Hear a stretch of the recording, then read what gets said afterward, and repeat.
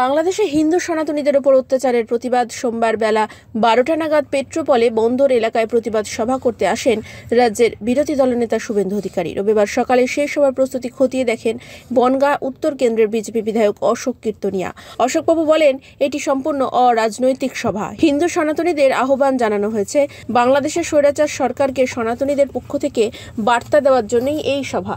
দেখুন, আগামীকাল প্রোগ্রাম হচ্ছে বাংলাদেশে সনাতনীদের উপর যেভাবে জেহাদি সরকার দ্বারা যেভাবে সনাতনীদের বাড়ি ঘর লুটপাট হচ্ছে, সনাতনী মা বোনদের ইজ্জত নিয়ে খেলা করছে, সর্বোপরি চিন্ময় দাস মহাপ্রভুকে অনৈতিকভাবে জেহাদি ইউনূসের সরকার দ্বারা আটক করে রাখা হয়েছে, তার প্রতিবাদে কালকের এই সভা মহাসভা সম্পূর্ণ একটা অরাজনৈতিক সভা। যে অরাজনৈতিক সভায় সমগ্র সনাতনী সম্প্রদায়ের মানুষকে আহ্বান করছি, আপনারা কালকে আসুন, দলে দলে যোগদান করুন।